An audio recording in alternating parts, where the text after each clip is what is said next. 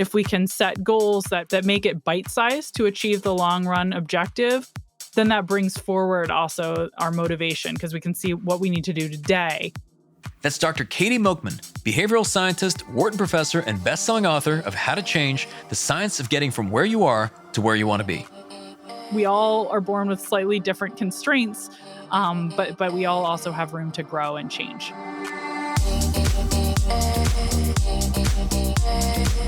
I'm Michael Mogul, founder and CEO of Crisp Video, the nation's #1 law firm growth company. I've built my business through practice, not theory. Crisp started with just $500 to my name and has grown to over 8 figures in revenue over the last few years, earning a spot on the Inc. 500 list of the fastest growing private companies in America. Our approach has been to take everything we've learned about generating massive growth within our own organization and help the country's most ambitious and committed law firm owners do the same for theirs. In each episode of this podcast, I sit down with innovative market leaders from the legal industry and beyond to learn from those who thrive in the face of adversity, challenge the status quo, and define what it means to be a true game changer. I sat down with Dr. Katy Milkman to discuss how to turn temptation and inertia into assets that fuel positive change, why timing can be everything when it comes to making a change, and how to develop habits that lead to higher performance. It is key in sort of habit startup mode to try to first create a plan. When is it that you want to execute the behavior? Not just what is it that you hope to achieve or what's your long-run goal, but can you break it down and think about what exactly do you need to do, say, on a daily basis? That's coming up on the Game Changing Attorney podcast.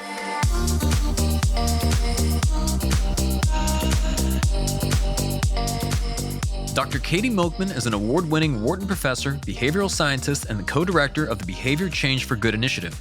After earning a bachelor's degree from Princeton and a PhD from Harvard, Katy continued her research and unpacked her findings in her best-selling book, How to Change. I began our conversation by asking Katy, what exactly is behavioral economics? Behavioral economics is really the study of how people make decisions, and it's a blend of psychology and economics. It adds to standard economic theory some of the boundary conditions, some of the situations in which people make systematic and predictable errors in judgment. And I first got introduced to it as a graduate student, actually, of all things, in engineering. I was studying computer science and business. I thought that was what I would devote my life to. But as a requirement, my first year in this PhD program, I had to take a microeconomics sequence at the graduate level. And I was at Harvard University, which turns out to be one of the places where behavioral economics was really taking off. About 20 years ago, it was a small but growing field. And in my introductory microeconomics sequence at graduate school, they talked about this new field. Danny Kahneman, who some people may be familiar with from his best-selling book, Thinking Fast and Slow, Nobel laureate now. He was sort of one of the founders, and they were talking about his early work, showing that people are systematically biased. And we make all these kinds of judgment errors, from having trouble with self-control to overweighting losses relative to gains when we think about different opportunities we face. And I was just completely fascinated. I was hooked immediately because first of all, I saw myself and my friends in the research for the first time. Sort of, it resonated with me as an accurate description of the way humans make choices. And I saw this huge opportunity to actually help improve judgment, improve outcomes, once we could better understand what are the barriers to success, what are the limitations of human judgment. So that's how I got engaged with this field, and that's kind of what it is. Interesting. Before we get into it, because obviously you wrote about so much of this in the book, but I want to start off with just kind of the core of it, of this idea that it seems like most people want to be better, or they want to do better. I think in whatever it is, whether it's personally, professionally, but people don't become better because they want to do better. They do better because they get better. So I guess at the core of it, I'm just curious, the standpoint of like, what are some ways to get started making behavioral change, and then what are some of the common mistakes? Absolutely. We want to get better. That's our natural inclination, is towards improvement, which is great. You can see why that's an adaptive feature of human nature, and why we would be, it would be common to want to improve. But you're right that wanting is not the same as doing. There's so many more steps. One of the things I have studied in my research is how to actually launch change. What are the ideal moments when change is most likely to happen, when we're most motivated to go beyond wanting to acting? And what my collaborators and I have found is that there are actually moments in our lives that feel like new beginnings. So the most familiar one might be New Year's, but there are others as well, from the start of a new week to the celebration of a birthday to moving into a new role at work or in your family, that they give you this sense that you've closed one chapter in your life and you're opening another, even if it's as small as a week. There's this sense of a fresh start and a clean slate that comes with it, and an identity shift, because you can say, okay, that was the old me last week or last year before my birthday that failed to achieve goals X, Y, and Z. But you get the sense that you have a clean slate and a fresh start, and the new you can do it. And so, what we found in our research is that at those moments that feel like new beginnings, people are more likely to start pursuing goals. They're more likely to do things like visit the gym, search for the term diet on Google. They're more likely to set goals on popular goal setting website around everything from their finances to their education to their health.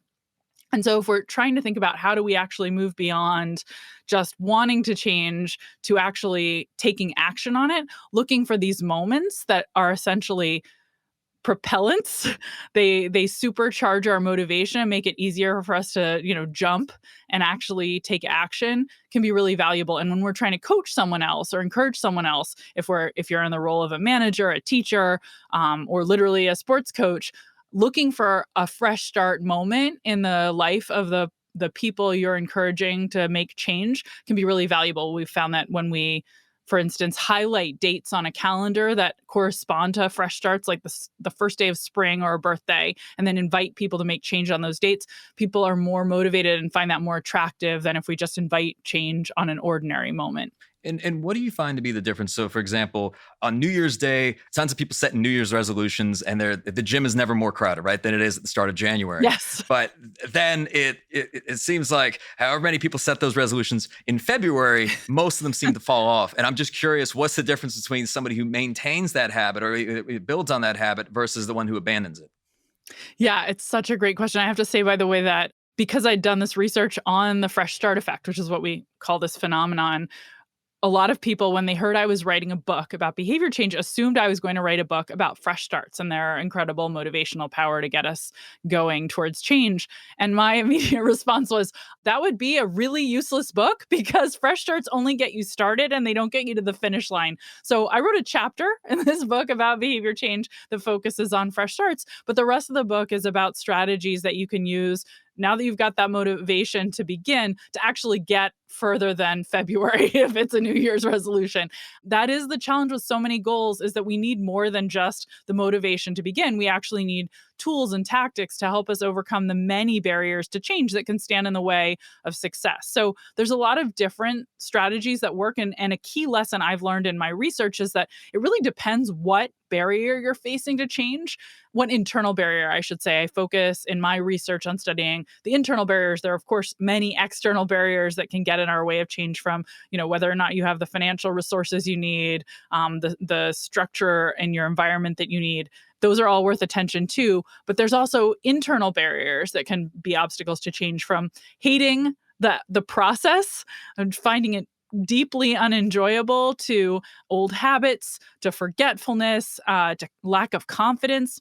And depending on what that barrier is, there's a different set of tools that research suggests can be helpful. And if you apply the wrong tools, you don't get nearly as far. So I'm sure we're going to dig into a bunch of those.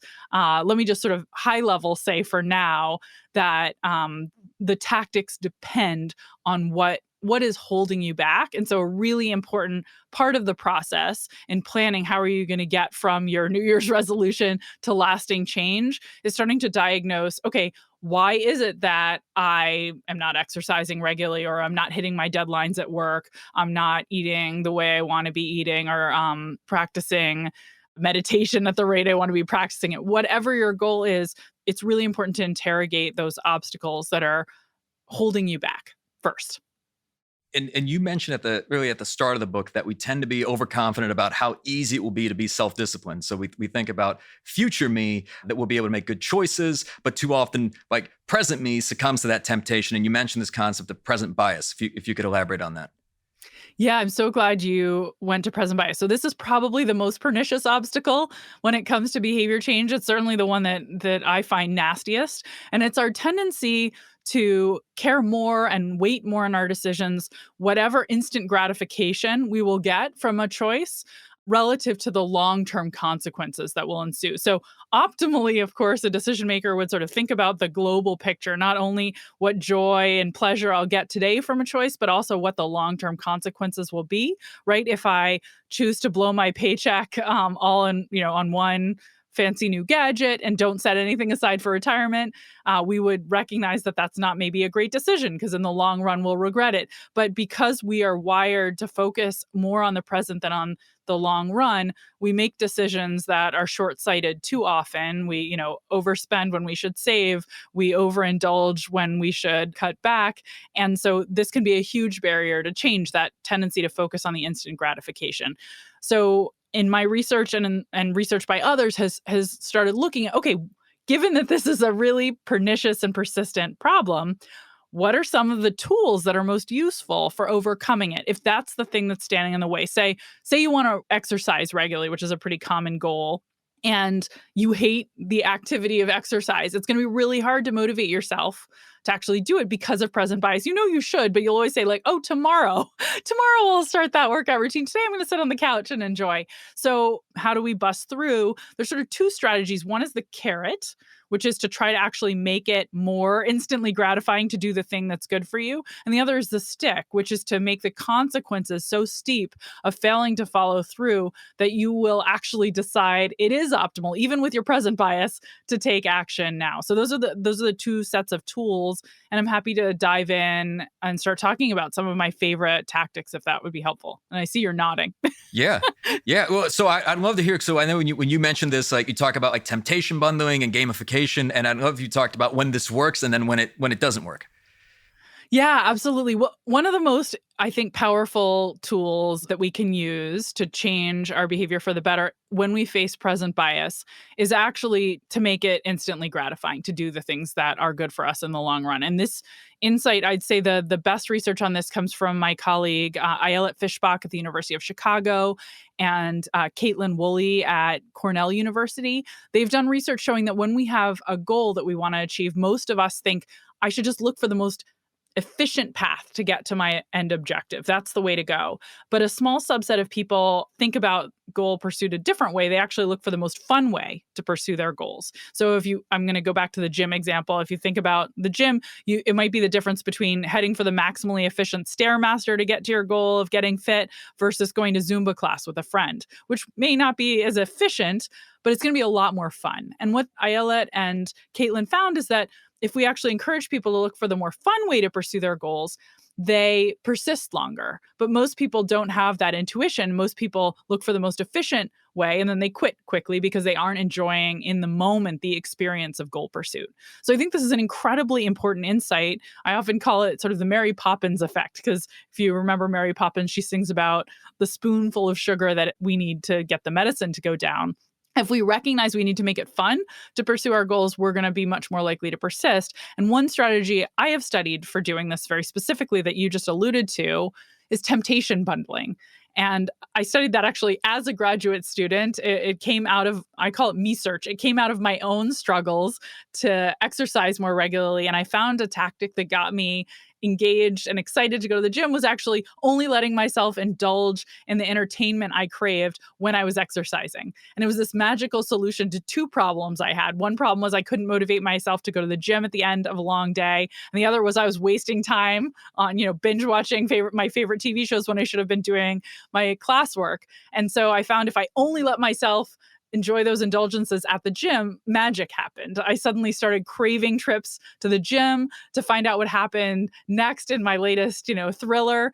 Time would fly while I was there, and I'd come home rejuvenated and energized and ready to focus on the work I needed to get done because I'd already gotten that entertainment fix out of the way, and I was getting the exercise I needed in to feel healthy and great. So it turns out I've studied temptation bundling and proved it's not just me, but lots of us can benefit from linking something really tempting and enjoyable with things that we find to be a chore on their own. it creates a hook that gets us engaged. And we can do it with exercise, but there's other ways you can imagine doing it too, from, only letting yourself listen to your favorite podcast, maybe this one while you're cooking a fresh meal for your family or doing household chores, only picking up some snack that you really crave on the way to hit the books at the library or while working on an important project for work that you've been dreading. There are many different tools we can use to temptation bundle, and that can be a way to overcome present bias. It seems like I won't do an ad for Peloton, but it seems like Peloton really gets this right in terms, specifically the gamification. I've always been interested in the two business models. I read an interview that the CEO of Peloton did, I think about a year ago, where they compared themselves to the traditional gym model. And most gyms are not really aiming to incentivize their members to show up to the gym, because as it turns out, if everybody went to the gym, they don't actually have the space and capacity. And their aim is to actually get the most people paying for memberships that don't go to the gym. Whereas Peloton is just the opposite. And they actually want people on those bikes. So they've gamified their entire model with badges and high fives, and they've created community around it and leaderboards. And it seems like that's created, I guess, much better stickiness, if you will. But you also described that sometimes gamification doesn't work, and it really is a question of everyone wanting to play the game that is being played. And if people don't buy in, the results won't be there. Yes. Okay. So first of all, let me also just defend gyms for a moment and say, from working with a number of gyms to try to increase the attractiveness of exercise, I think they get a bad rap, and that most of the gyms, at least that I have had, where I've interacted with their leadership, they do want people coming because they know you won't maintain your membership if you never show up. So, well, just not all of them. Not all of them at the same time. No, not all at once. Right. Yeah, ideally at different times. Spread out your gym attendance, but they want you coming so that they don't have churn and need to acquire new customers. For the most part, it seems like the CEOs of successful gyms actually are working towards that goal. Okay, so done with my defense of gyms. Let me move on to talking about gamification. So one of the things that's really interesting in the research on gamification, first of all, let me just define gamification. I learned a lot about this for my book because I had studied sort of the individual and how the individual could make things fun, but I wanted to also be able to write about how organizations could try to use this tool to help people overcome present bias. And a key way that organizations often try to make work fun or make goals fun is through gamification. And the definition of gamification is basically just taking game-like features from leaderboards and badges and stars and levels that you'd associate with a game like Monopoly or Pokemon, and bringing them in to incentivize or motivate behavior change in some other context that isn't actually a game. So that's kind of the definition. And what's interesting is that the research is pretty mixed on how effective this is, despite the fact that, given what we just talked about, present bias, you'd think adding these kinds of bells and whistles, this wrapping paper that makes something feel more like fun, disguising it and camouflaging it so that it feels like a game, seems like a great idea. And I think the challenge comes in from research by my colleagues, Nancy Rothbard and Ethan Mollick at Wharton at the University of Pennsylvania. They found that it can be really hard to make it not feel like forced fun when you are a manager and you're trying to use gamification to motivate employees to achieve a goal. They did this one experiment with a sales force where they tried to gamify sales calls, successful sales, and everything was around a basketball game, and there was like a bottle of champagne you won if you got more sales, and it was a layup or a jump shot, and if you got different kinds of successes and leaderboards were added. A lot of people, it turned out, felt like this was just forced fun, and they didn't actually find it enjoyable. It was just annoying, and that could backfire. So one of the challenges with using it in an organizational setting is that you have to thread the needle and make sure it actually is inducing enjoyment and isn't just annoying. It doesn't feel manipulative, which can make things worse.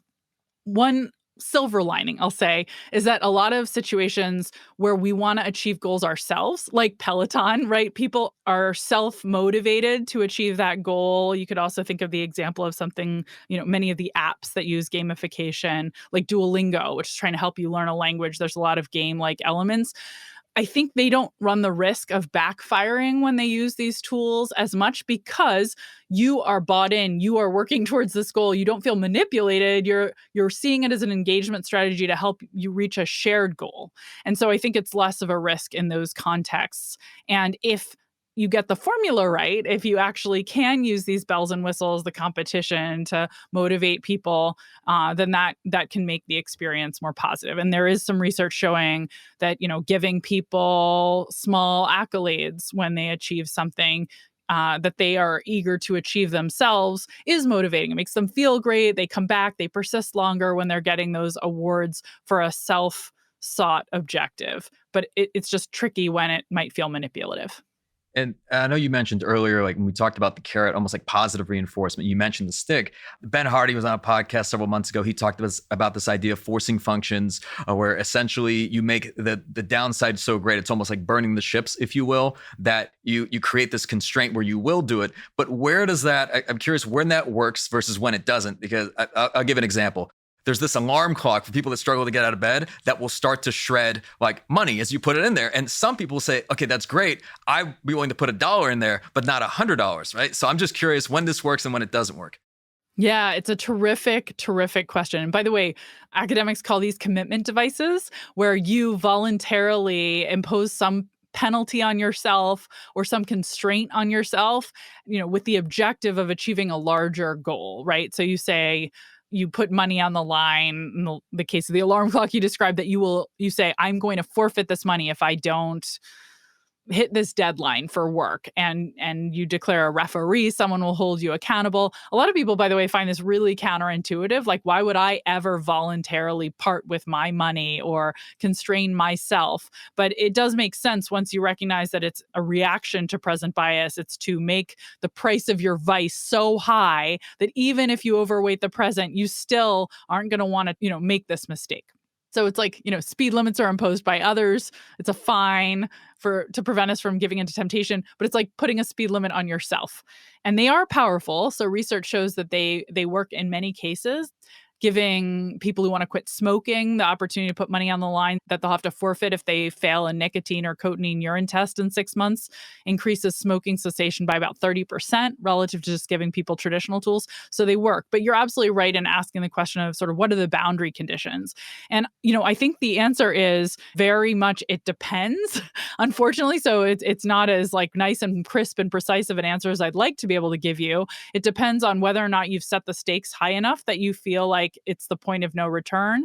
And if it's a goal that you really can achieve simply by working harder, right? If there's external constraints, it's going to be potentially really demotivating to be facing a steep fine and not actually be able to just push through with effort to achieve that goal, right? So say other people are involved in the objective you're hoping to achieve and they're not motivated and they're what holds you back, then getting fined on top of having other people hold you back could be incredibly demotivating and backfire. So some people and in some contexts recognize that it doesn't make sense to use these really steep tools like commitment devices, and soft commitments can be better rather than the hard commitments. So rather than putting money on the line, maybe you'd just tell some other people you'd be ashamed to fail in front of about your goal and ask them to hold you accountable. That's sort of a commitment device, but the penalty isn't as steep. It's not, your whole life savings disappears if you fail to achieve the goal. And probably if there really were adverse circumstances that get in the way,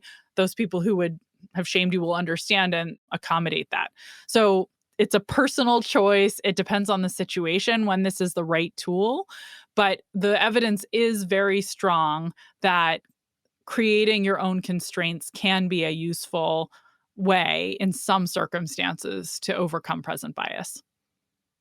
Is it ever a question of commitment, like how committed someone is to something they want to do? So they may say, yes, I really want to wake up early, and that's incredibly important to me. But when that device is shredding the money, they're saying, hey, I'm willing to lose $1, but not $100. And is that essentially them saying, I'm not that committed to waking up early? Or is it something else?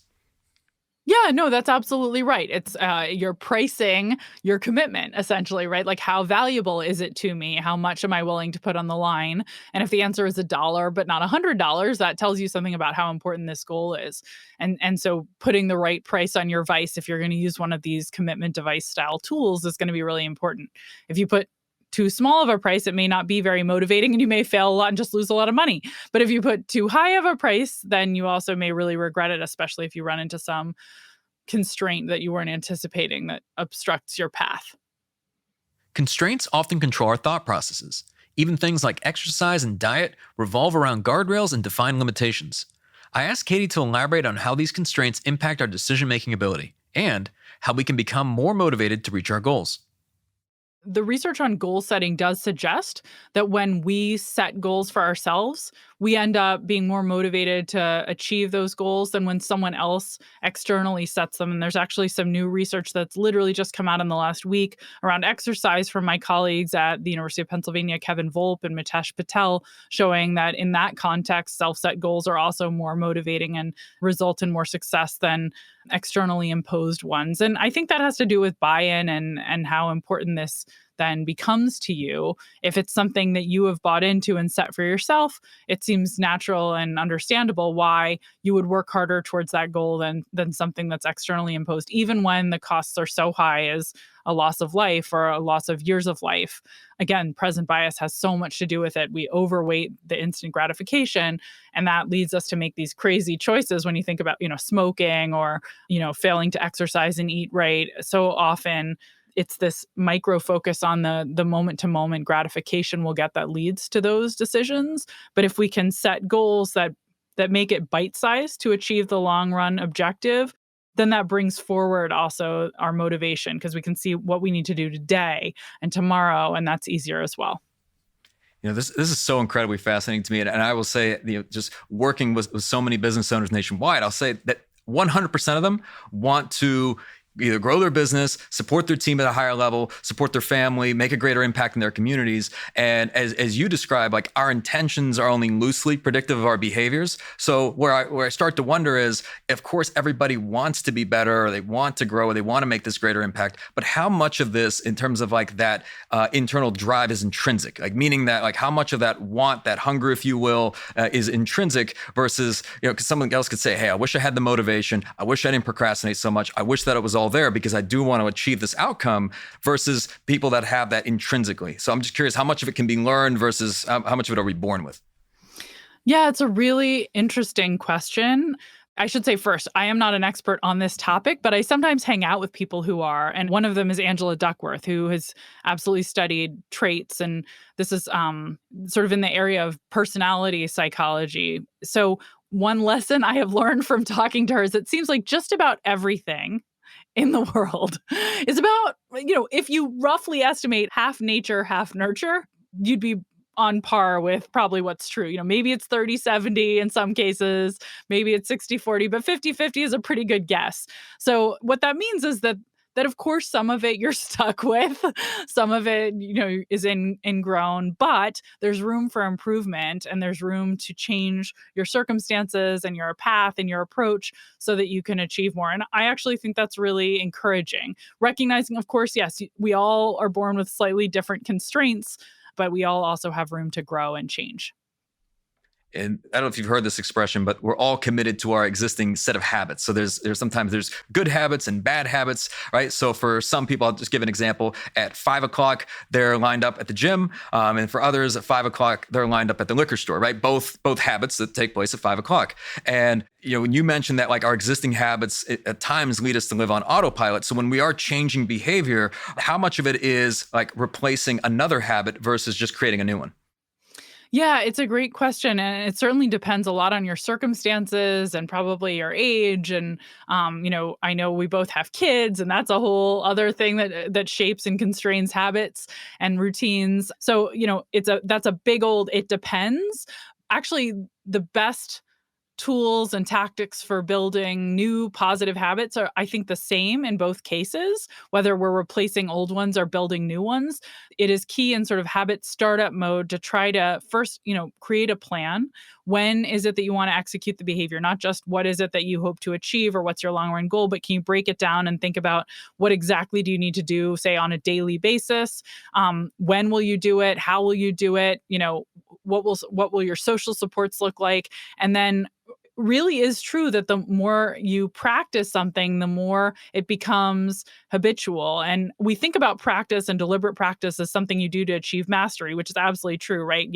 If you want to be a great basketball player, you have to shoot, thousands and thousands of basketballs. And if you want to become a great pianist, you have to practice over and over again and get that feedback.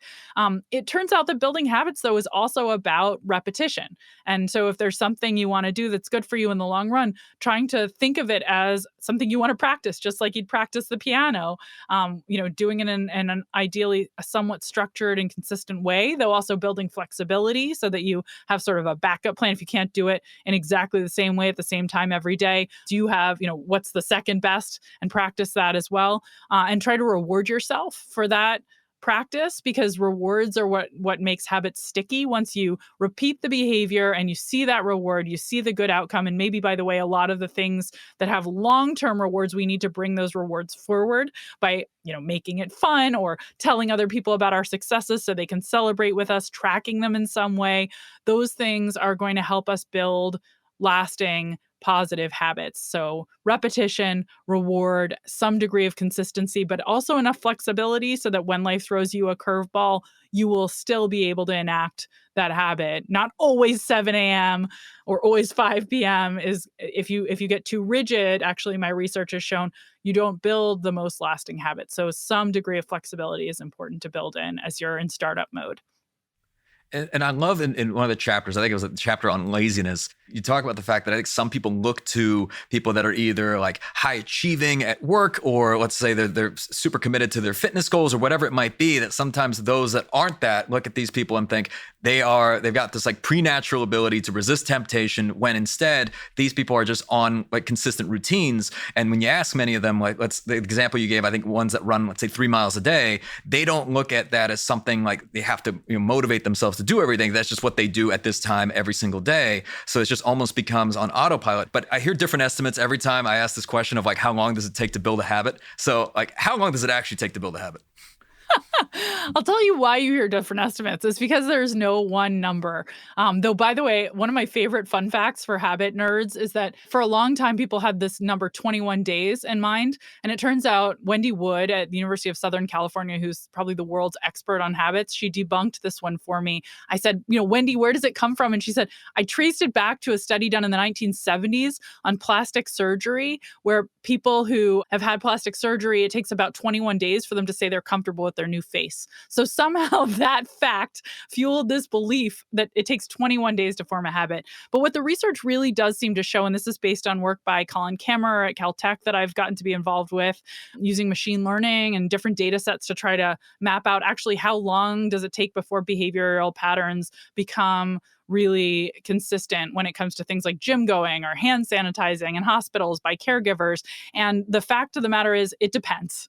The context is really important. The more sort of simple the behavior, it seems like probably the faster it forms. So order of magnitude weeks to form habits around things like hand washing in hospitals among caregivers, order of magnitude months to form habits when it comes to something like, getting in your car, putting on your gym clothes, driving to the gym in a consistent way. And there's huge variance across people. There's a mean, but there's a lot of spread in the length of time it takes to form habits. So recognize that it's not a week ever.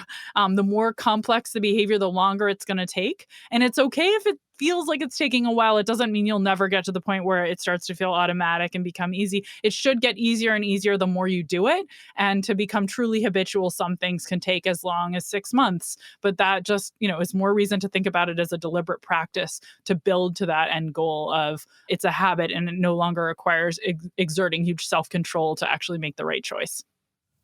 Our behavior can be greatly influenced by those around us. In fact, Katy believes that the closer we are to someone with a situation that resembles our own, the more likely we are to be influenced by them. I asked Katy to speak to the impact communities and other external influences can make on behavioral change. It might be the most important factor. And one of the things that's tough is it's one of the more difficult factors to change, right? Because we don't choose our community always. Often it chooses us. There's a huge influence that social forces play on our ability to achieve our goals. The people who we surround ourselves with show us what's possible. They give us hints as to what we can do to achieve similar objectives in life. And so to the extent that you can actually craft a community of like-minded individuals, that you can build groups that you socialize with intentionally who have similar goals and shared aspirations, is really, really valuable. It's a reason, frankly, that so many of the organizations built around behavior change, from religious organizations to organizations like Alcoholics Anonymous or WW, formerly known as Weight Watchers, they recognize this, and groups are such a huge part of the techniques they use to help us get to our end objectives. But you can do this deliberately in your own life and recognize if you can form a group of people with similar goals, whether it's people who want to run a marathon or people who have similar business objectives, spending time with those people, learning their tactics. I often talk about the power of forming an advice club can be really useful because you see what works for other people who are similar in various ways in terms of their objectives and ideally their background and skills. And you can copy and paste what's working for them and start learning it and using it yourself. But another feature of sort of an advice club where you have a group of like-minded people, you seek advice, you see what's working for them, ask what I should do in this situation, is actually when you get asked for input, when someone comes to you and says, what would you do in this situation? That turns out to be incredibly valuable for your own outcomes. So being put in the role of advice giver boosts your confidence that you actually know more than maybe you realized. It makes you feel like, I can do this if someone's coming to me and looking to me for wisdom. It causes you to dredge up insights that you might not otherwise, because now to help someone else, you have to figure this out. And then once you've advised someone else to take a set of actions, you're more likely to follow through on them yourself because you don't want to be hypocritical. And so social groups that have similar goals give you the opportunity to be in the role of advice giver and role model, which benefits you just as watching others succeed benefits you. So there's all these powerful ways that groups can shape our outcomes for the better. They can also, of course, shape our outcomes for the worse, which is why curating them carefully can be a huge asset. Yeah, and we've used the term before, like mental nutrition. Who are you getting your information from? Because you can have different groups. One group could be talking about all the obstacles and, just has a very pessimistic outlook, whereas another group is talking about opportunities and the people you surround yourself with. It could drastically differ in terms of how you approach situations. So there's the mental nutrition component, there's the accountability component. At the very end of the book, I know you talk about changing for good. And I'd love if you could just briefly elaborate on this, because you talk about like transformative behavior change being more like treating a chronic disease than curing a rash. Yes. Maybe not the, most attractive of comparisons, but one of the maybe most important insights that I have ever gotten from a conversation came from talking to one of my colleagues at Penn's Medical School, actually, whose research I've even cited in this very conversation, Kevin Volpe, who's a brilliant behavioral scientist, an MD, who does a lot of interesting work on behavior change around health outcomes. And I was talking to him about a study that had mixed success, and I was really frustrated by this study. So it was a study I had done with Angela Duckworth and actually 24-hour fitness gyms, where we had developed 54 different behavior change programs in partnership with dozens of scientists and piloted them on tens of thousands of people to try to create lasting change. And the programs all lasted for a month. And the objective was to create change that would last permanently, really, not just for a month, but for years and years in folks' exercise patterns. And we'd had success and failure.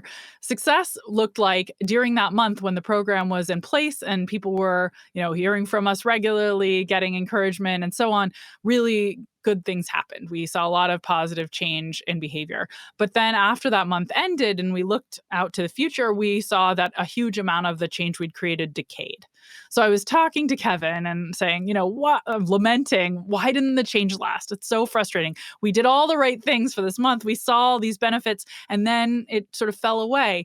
And he had this great comment. He said, Katy, when we treat someone for a chronic disease, someone comes in, we diagnose them, say, with diabetes, we don't put them on insulin for a month and expect them to be cured. We treat them for a lifetime because we recognize that the things that are preventing them from, that are making them diabetic, they're not going anywhere. So why do we think behavior change is any different? Why do we treat it as a temporary state that needs to be cured rather than a chronic state? Because all these barriers to change that, we're present bias, that we sometimes lack confidence in our ability, that we can be forgetful, that bad habits are easier to fall back on than good because we take the path of least resistance. Those things aren't temporary. And so why would we give them a temporary treatment? And I thought it was such an important and valuable valuable insight. It was like one of those light bulb moments in my life.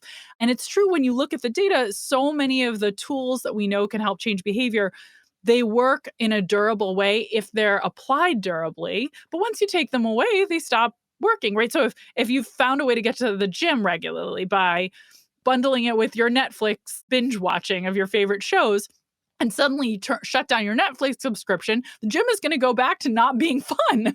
And why are you going to want to keep going? So there's no reason to shut down the tools. I think there's sort of like a glass half empty or a glass half full way of looking at it. And I tend to be more of an optimist and say, look, the tools that help us create temporary change, we can keep using them to create lasting change. But it is really important to recognize there's not quick fixes out there, that if you sort of try something for a month and say, okay, I'm done. I did it for a month. Now it'll just last. For the most part, you're going to be disappointed. There are some things we can put on autopilot through practice and repetition, but the reinforcement part is really important to continuing most behavior change. And I know, Katy, we barely scratch the surface of this stuff. And I'd certainly encourage everyone listening to read the book, because, when you give answers like it depends, for someone listening, they may want some prescription for all scenarios. But as you describe, it really is important to first diagnose those internal obstacles and have solutions that are customized to your situation. So that's why I would encourage everyone to really spend the time to read the book. So Katy, as we come to a close, this being the Game Changing Attorney podcast, what does being a game changer mean to you? I think, it's such a great question. First of all, thank you for having me on the show. This has been so much fun. And I guess when I think about what it means to be a game changer, I think about the importance of always looking for new opportunities and ideas and sort of having a growth mindset. Carol Dweck of Stanford Psychology Department, who has shown how important it is to be looking at life as a set of opportunities for growth. And when you encounter failure, to think of it as just a learning opportunity as opposed to something diagnostic of who you are. So when I think about game changers, I think they're people who are always looking to grow, always have that growth mindset, as opposed to a fixed mindset that can be such an obstacle to success. I want to give a huge thank you to Dr. Katy Milkman for taking the time to speak with us today. What particularly resonated with me was when Katy said that transformative behavior change is more like treating a chronic disease than curing a rash. Rather than trying to address a symptom, we must get to the root cause of our issues if we seek to become higher performing and more productive versions of our present selves. You've been listening to the Game Changing Attorney podcast with me, Michael Mogul. If you enjoyed this episode, I'd really appreciate it if you could share the podcast with at least one other ambitious law firm owner who you believe would benefit. And you know what? Maybe more than one.